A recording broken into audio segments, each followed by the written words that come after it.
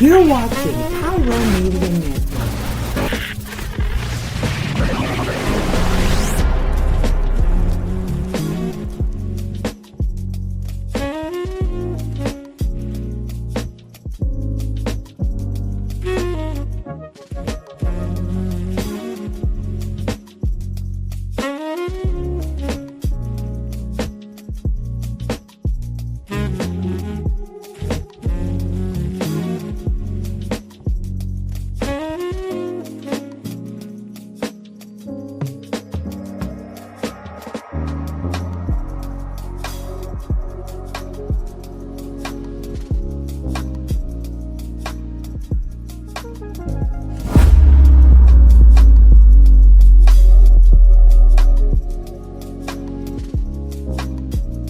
Thank you for tuning in. If this is your first time joining us, welcome. We hope your experience is fruitful. Please feel free to visit our website to find out how you can join our growing family. While we are loading your experience, please do us a quick favor and hit that like button from whichever platform you're watching or listening on. Also, share so others may enjoy as well. And we hope you would consider hitting that subscribe or follow button so you can check out more of our amazing content. All right, let's start the show.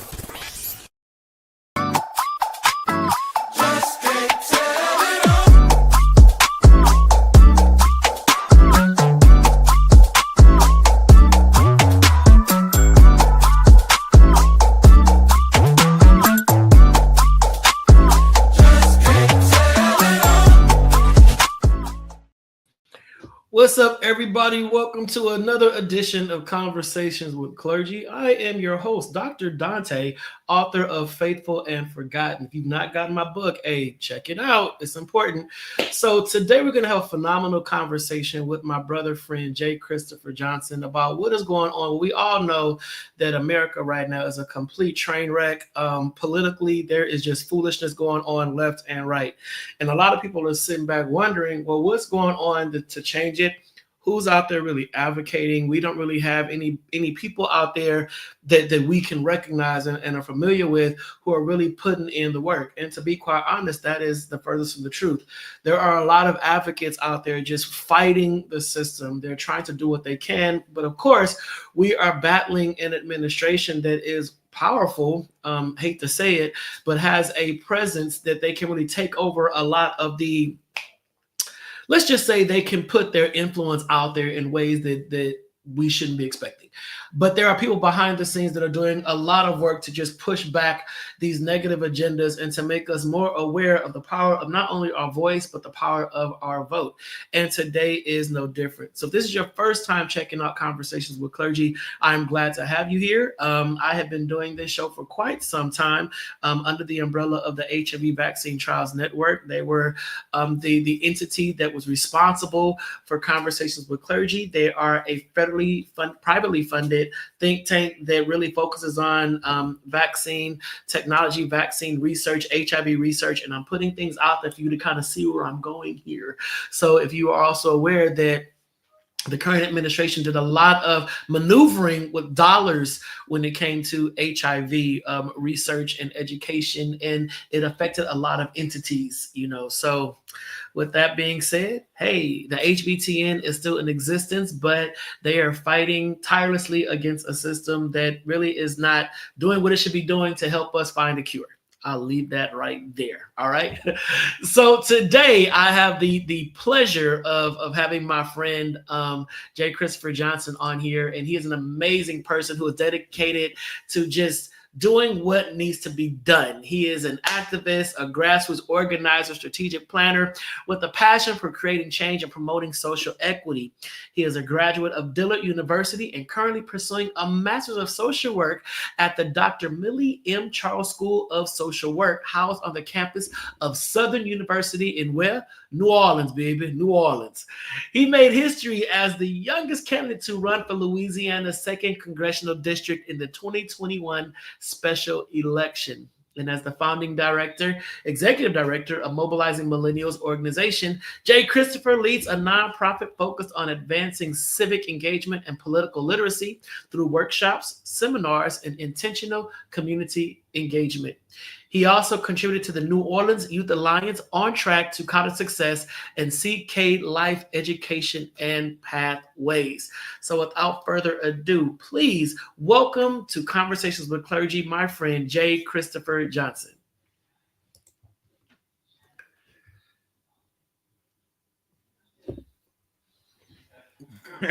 Whoa. What's going on, bro?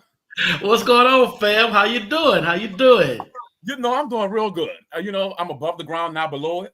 It's another day, another chance, a new opportunity just to make things right. So I'm excited. You can tell people that preach. They come on with the catchphrases. They come on with the whole pulpit introduction. They come on ready to always give a sermon, and you are no different, down there in New Orleans. So, Yeah. Bible say, be you ready always. It's George J. Christopher Johnson. I like to say J. Christopher. I be having to remember, especially during times like these, I be having to remember Christ dwells within me, Listen, it's a lot going on, and I did a talk today, talking about the importance of spirituality in holistic health, and I was just talking about the different denominations, different religions. We got 10,000 religions globally, but there's really only 12 major ones. And being a Christian, like yourself, sometimes, people look at you a little side-eyed because when they look at Christianity nowadays, they associate it and tether it to the current state of America. All the hate that's being done in the name of Christ, all the chaos and all this just stuff that's happening by a Christ-led administration. And I put that in air quotes. Hey, Andre, what's up, my brother? How you doing, Locke? How you doing?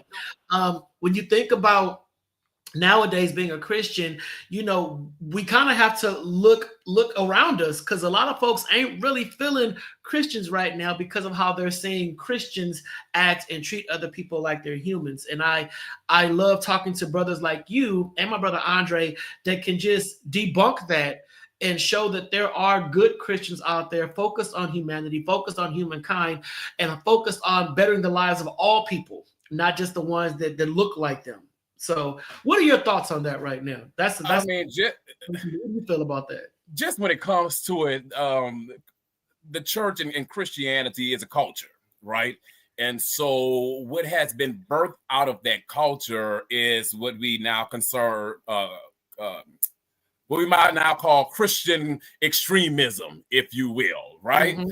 As you were talking, I was really questioning in my mind, or not questioning, I was articulating, they don't serve the same God I serve. All right. That's not the same Christ in which I abide by. Okay. Right. And so I know that a lot of times the latent goal oftentimes camouflages the reality of the plans of people. Mm-hmm. So in a way that is more palatable. Mm-hmm. But nonetheless, I believe in God, not because of anything that anybody has said to me, but because of the experiences I've had for myself. And so I would challenge and I would charge community to foster the importance of that relationship and understand that God wants to court you. You don't have to listen to no middleman. You got to know that God is chasing after you. Whatever you need can still be done. And so it's a personal thing. It's a personal fight. But nonetheless, this is an illusion of confusion.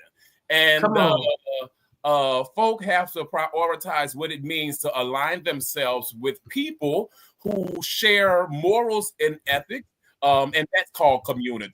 Oftentimes we say we're a part of this community, that community. You hear LGBT community, but I tell folk all the time, I'm not a part of the community. I'm a part of that population of people, right?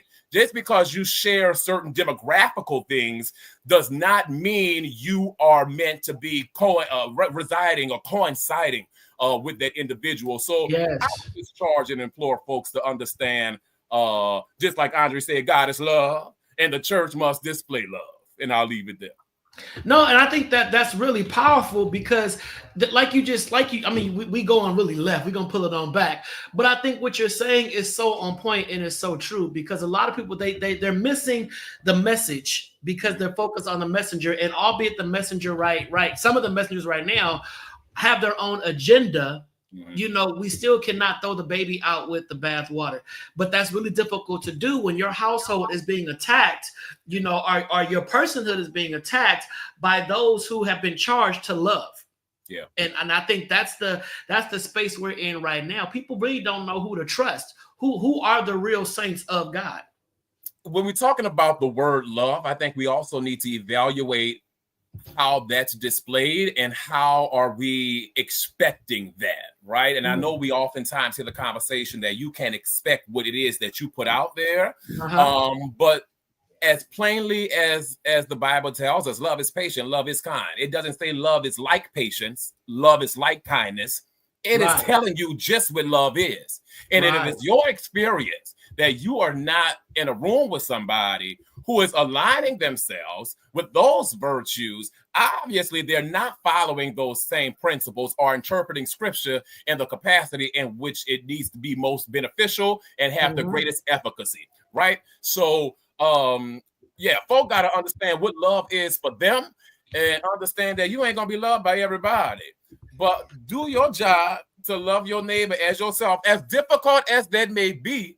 I tell folk all the time, I love you because God loves you first. Okay? Period.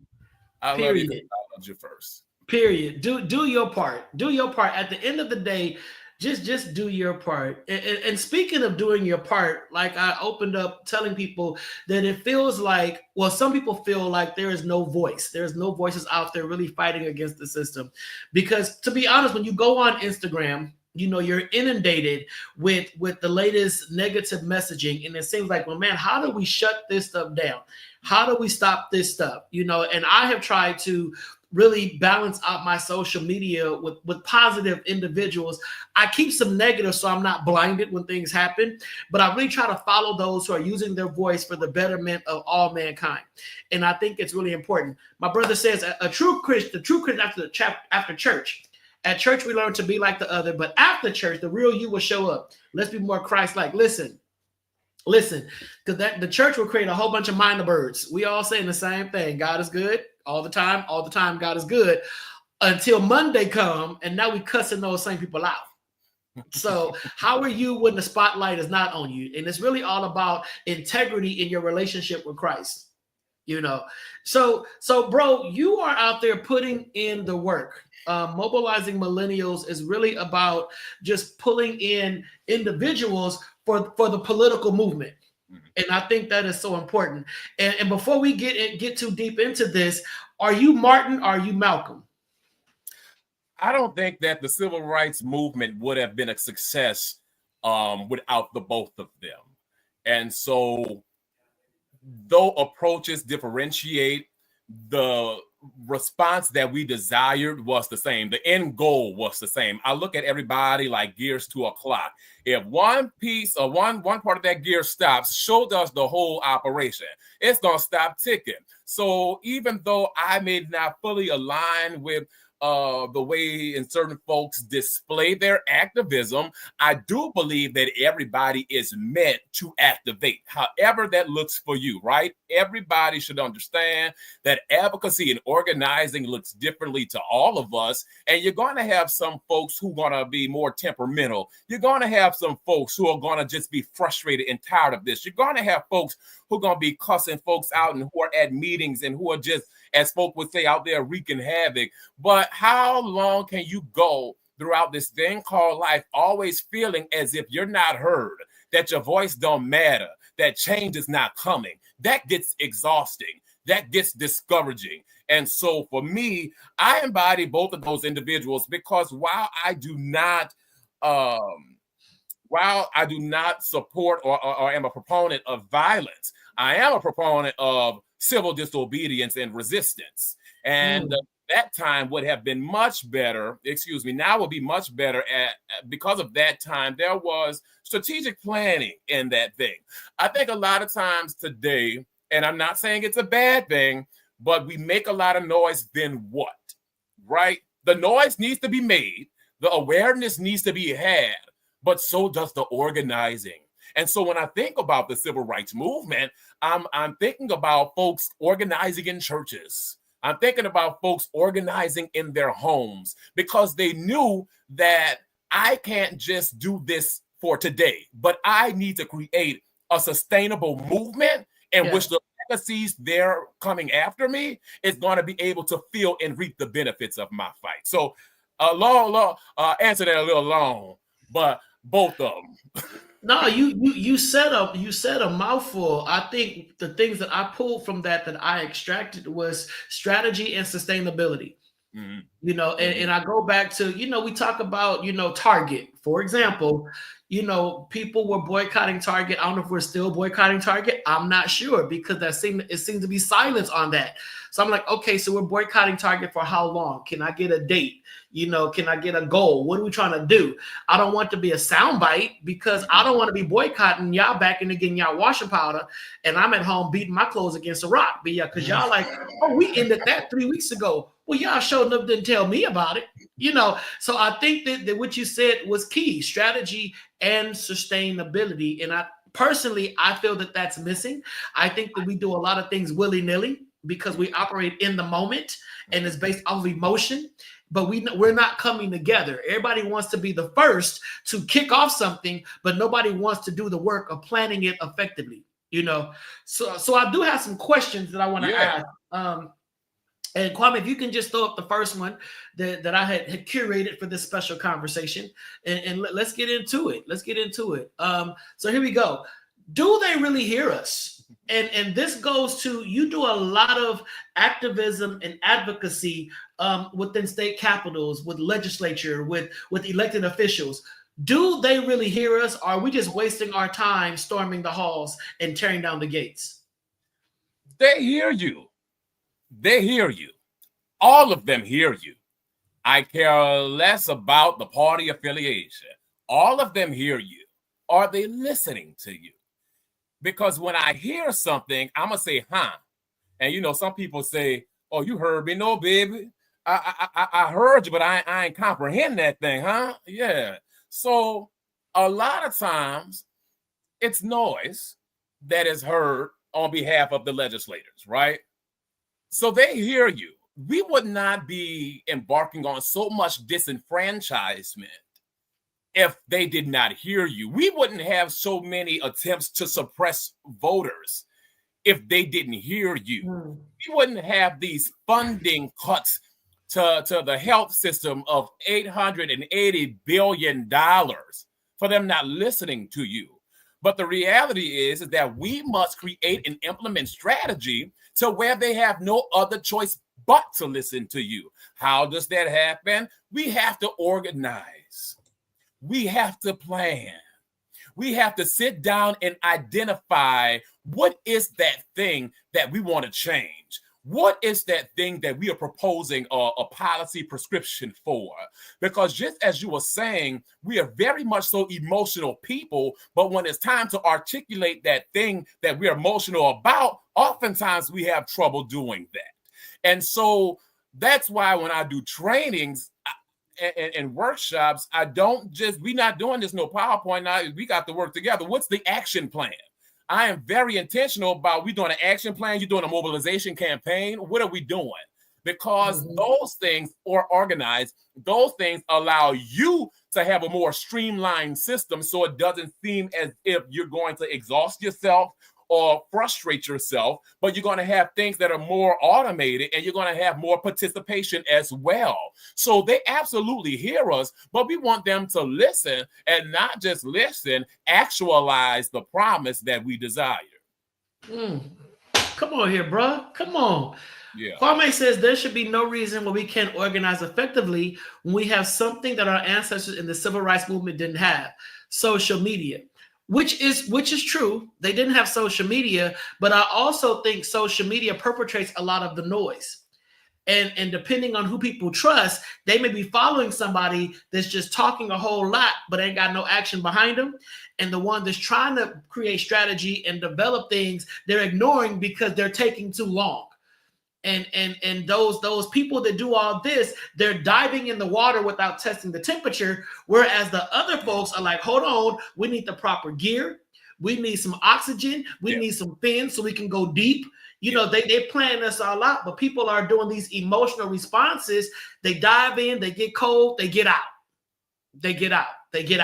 Versus you got Jay Christopher, like, if y'all have just waited, now you done went prematurely. Now I not only got to clean up the mess that you made, I got to keep the folks that's with me motivated. So how do you respond to that, bro? I was it AIDS Watch? I think it was the AIDS Watch conference. And I adopted Bonita. That's my new Mama V. Down here in the South. But nonetheless, we were talking about the branches of government. And there's just no credibility to that thing, especially when it comes to checks and balances. And I really wish people understood how politics works, because folks always say that the president is not important. The president is nominating all of these federal judges. The president is nominating his cabinet. The president is the one who says that this is the person or the people that's going to be doing this, right? That's a reality. So no, that counts. But she said there's a fourth branch of government. So for those of us who are not familiar, because they're not teaching civics in school no more, you got the judicial branch, the Supreme Court, you got the legislative branch, the Congress, and you have the executive branch, the presidency. The fourth one that is identified is the media. Media controls the narrative. And I do think that social media can be used in a successful way, but I also think there was more cohesiveness in the organizing back then, because you weren't privy to some of the BS that's out there, right? Just as you were saying, there's so much propaganda, there's so much misinformation, and it's really easy to influence the mind. So when you had old school families who taught you in their living room before you went to the schoolhouse, right? Or you had old school families who just knew what it meant to attend certain meetings or be in certain spaces or intentionally educate themselves about the issue. They understood that. And so we did not. There has been a great job that has been done to make us believe that our minds are inadequate, to make us think that we are the substandard, right? Mm-hmm. And so when you are fed that, you then begin to believe that. Mm-hmm. And so we are seeing a steady declination as it pertains to how folks are able to apply their learning. So when we talk about folks who need to be active, what is it that they actually know? How educated or informed are them to be in the streets, right? And then we have a lot of our older folk who are looking for the younger folk, but they don't want to train up a child in the way that they should go. So there's just a ball of intentional confusion that happens with the media. Going back to that social media comment, I do think that it can be successful, but it's going to take some intentional strategy. Just like we were talking earlier about the algorithm, we have to be intentional about maintaining the algorithm on things that we want to see and making sure that we are empowered as well. Don't get discouraged. Don't get frustrated. Put that thing into action and keep on ticking. Yeah. And you meant that thing right there. Oh, did. And did. Mm-hmm. Mm-hmm. I love it. Kwame, do we got time for one more question, or is it time for commercial? Let me know. We can do a question. Oh, here we go. Let's do another question. We're gonna go to a commercial. Does calling and emailing their offices really work? And I'm asking this question because, listen, it'd be a lot of stuff going on, and then I'll get flooded with call the office, leave a voicemail, email the office, call the office. And technically with everything that is happening that we're being inundated with, I'll be on the phone for at least 2-3 hours calling all these offices. And you said they hear us, but are they listening? Are they checking their emails and voicemails? Does this stuff get to them? Or is there some secretary or something that's blocking all this stuff, just hitting delete, and clean the email out and say, no, you got nothing today? Like, is this effective? Yes. What usually happens is, let's say you called in what usually happens is you say you want to yay it or nay it, right? I support this, I don't support that. Usually the receptionist or whoever is supposed to tally that. Yeah, these many yeses have called in, these many no's, so that whoever the official is can say, okay, this many people do want this many people don't want this, okay? But do they actually take that into account, right? That's another thing, right? So are they paying attention to your emails? I'm pretty sure that's being filtered first. Are they paying attention to your phone calls? Yeah, the things ring on the hook. So yeah, I mean, it works. It sounds alarms. But we got to be more strategic about that as well. Got it. Love it. All right, y'all, listen. You're watching Conversations with Clergy. This is the first half. My special guest, J. Christopher Johnson, founding of Mobilizing Millennials. And I tell you, he is out there doing the work. If you are just now tuning in, don't go nowhere. We'll be back in about 2 minutes. Stay tuned.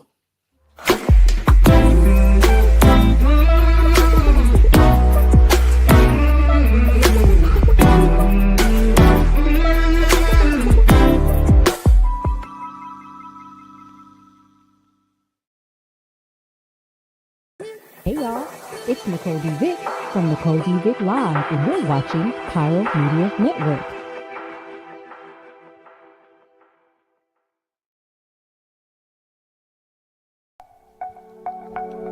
Are you ready for enlightening conversations that transcend boundaries? Get ready for Conversations with Clergy, brought to you by the HIV Vaccine Trials Network. In partnership with the world's largest publicly funded international collaboration, the HVTN is dedicated to evaluating vaccines to prevent HIV and COVID-19, but their impact doesn't stop there. The HVTN is at the forefront of advancing vaccinology, social and behavioral sciences, statistics, immunology, and even contributing to the research on tuberculosis and COVID-19 vaccines. By supporting Conversations with Clergy, the HVTN not only brings you thought-provoking discussions, but also contributes to the global effort to combat infectious diseases. Tune in, stay informed, and be a part of the change. Conversations with Clergy, supported by the HVTN, empowering conversations, empowering lives. Join us in this journey of knowledge, understanding, and progress. Conversations with Clergy, proudly brought to you by the HIV Vaccine Trials Network, because together we can make a difference.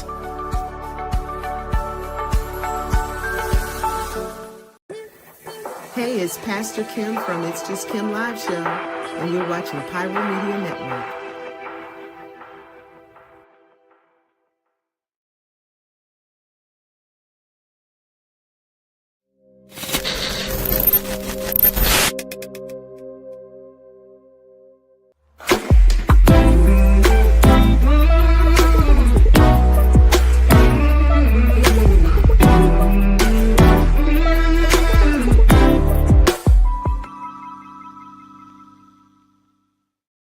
What's up, everybody? Welcome back to the second half of Conversations with Clergy. We really only scratched the surface with this phenomenal conversation about the power of mobilization, the importance of really reaching out to state legislature and all that kind of stuff. And I have a lot of questions, but I can't cover them all because we are short on time. So I'm going to just wing it and see what I may remember and what's really I think is important. So I'm going to try to keep it short.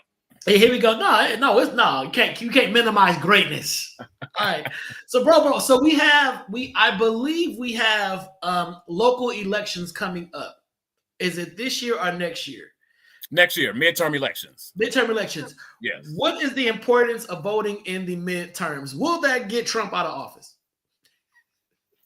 It won't get Trump out of office, but it will slow down and stifle his plan, right? So midterm elections mean in the middle of the presidential term, right? So right now we are under a conservative regime. And by the time next year comes, there are going to be people who are running for office and running against incumbents and trying to uproot people out of their seats. The importance of that thing is people are looking at the policy and the decisions that are being made right now. And folks have to understand that we are run totally by a conservative party. that has a certain set of beliefs. Okay, when we get to the midterm elections, we have to be conscious about those persons that support our positions, right? Okay. I'm a person who looks at policy over people. And so it just so happens that the Republican Party is enacting these things. However, when it comes to the liberal side of things, Democrats, or even if it were an independent individual, right? You're looking at different policy agendas. And so even though Trump may be the president, if you have more Democrats in the House and the Senate who are going to vote against his agenda, or who's going to try to roll back some of these harmful pieces of legislation and policy, then we would be in a much better position. But right now, everybody is at his will because everybody shares that same belief. Everybody has that same system of thinking. For what reason? I don't know.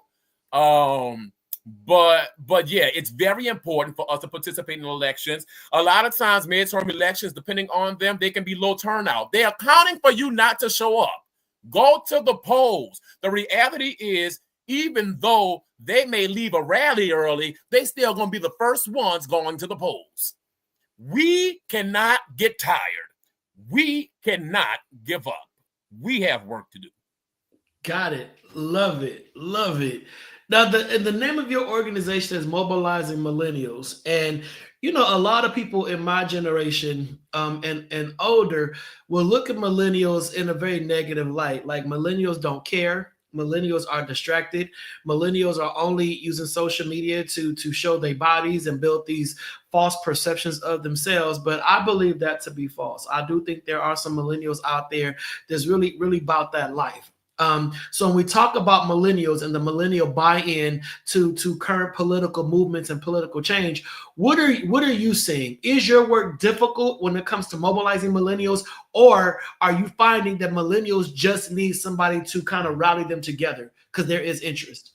No, I'm glad that you asked me that. So I'm about to launch another program with Mobilizing Millennials, the M-Man, or the Mobilizing Millennials Action Network, where action meets impact. And so originally, when founding the organization, it was definitely just a training organization, advocacy organization, and a resource hub, if you will. Now, as time is continuing, folks are wanting to be much more involved, and I have been confronted with people who want to be involved with Mobilizing Millennials directly, whether they are sending me their resume and TikTok, seeing a video, or DMing on Facebook. They are eager to be involved, but I've heard they don't know where to start. They don't know where to go. They don't know who to talk to, right? So it's very important that we are affiliating ourselves with organizations such as Mobilizing Millennials so that you can at least have a training ground, so that you can at least have a sense of community that shares your thought processes about the policy that you want to implement, right? And so I do know, and folk got to also understand, millennials started in 1981. The old millennial is 44. It's not children. You know what I'm saying? So we got to shake that narrative. I'm so confused about that. These are grown people who are feeling the brunt of the effects of generations who come before us. Right. Right. And I don't care how folks, I do care. It doesn't matter to me how folks in a healthy way, people manage their trauma. So, baby, if you're on Instagram and you've taken a bathing suit picture, eating a piece of avocado toast next to the pool, you go ahead and you do that, okay? Your business is your business. At the end of the day, don't forget that you still need to be involved, but you wrong, and don't listen to what them people gotta say. But no, the millennials, we in this thing. And actually, I was born the last year of the millennials, so I just made it. Barely made it. Barely made it. Actually, millennials, I don't know. But yeah, stuff is just all over at this place. But yeah, that's my thoughts. Folks want to be involved, but just need to know where to start. And then my last question basically is, I'm going to extract from what you just said about don't give up. We got to stay in the fight. We got to run this race. Basically, don't get tired.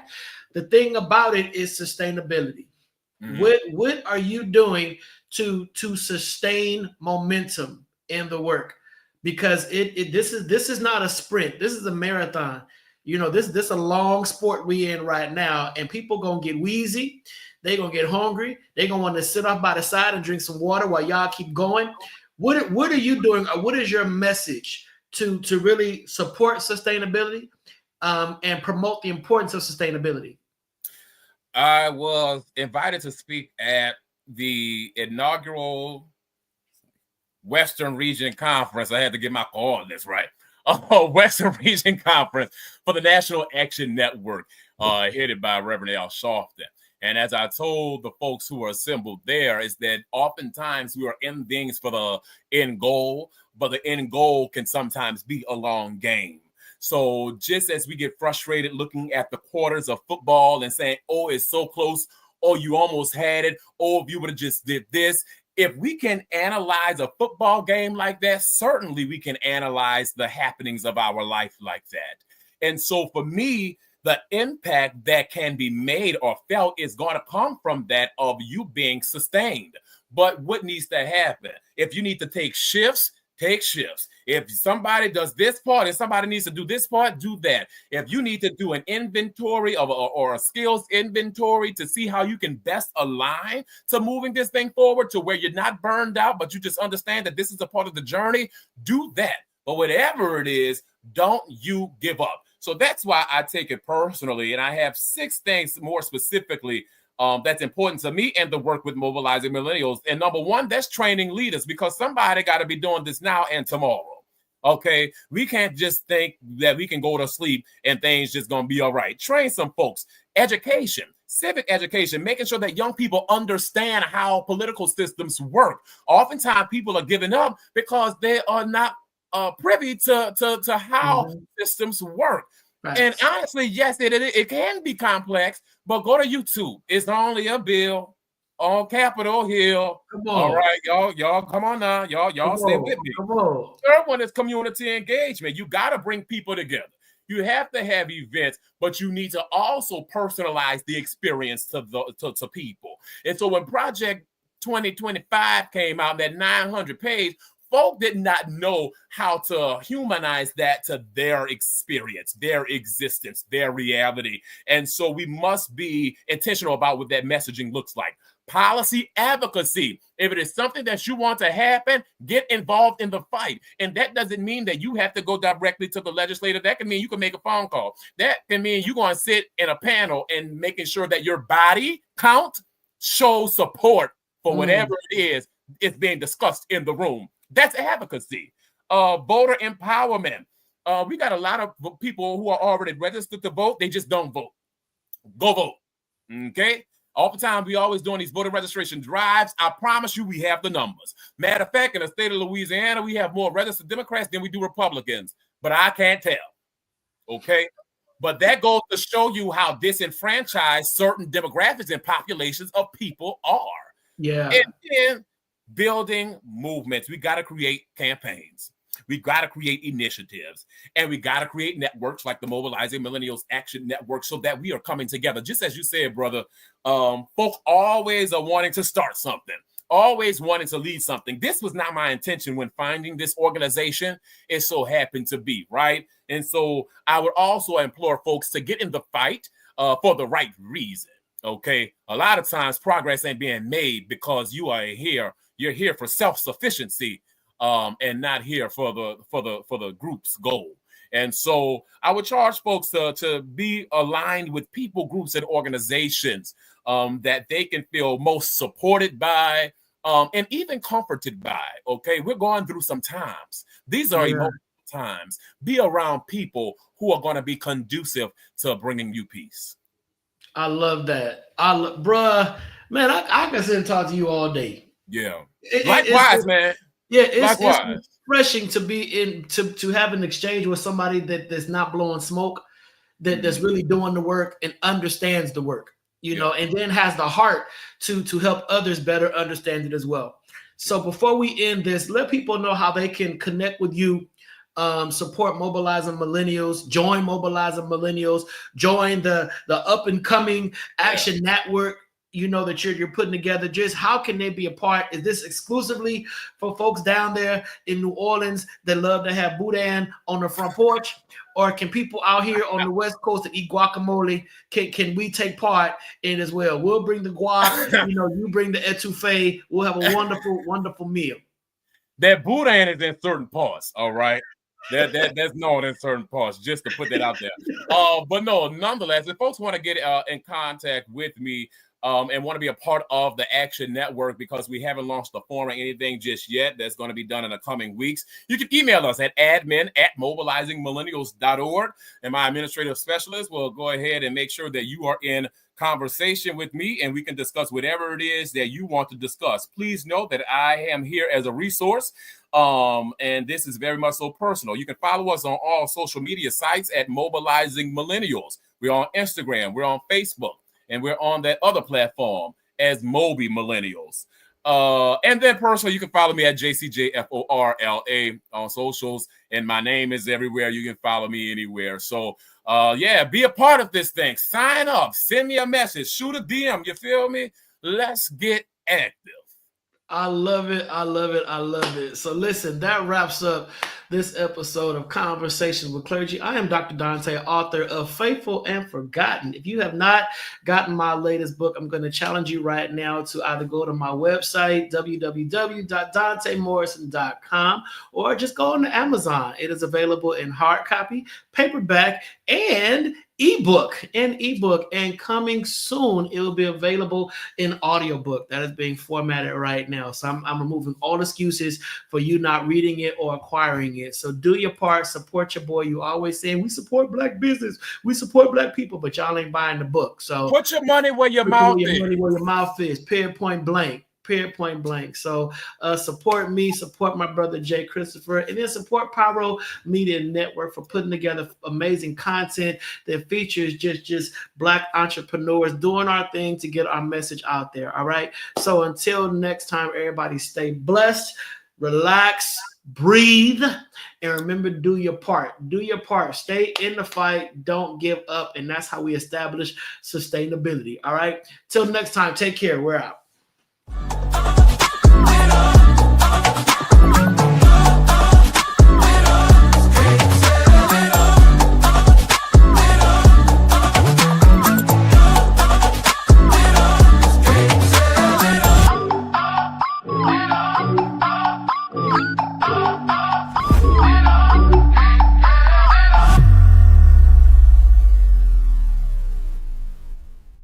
Thank you for watching Pyro Media Network. For more information, please visit pyromedianetwork.com.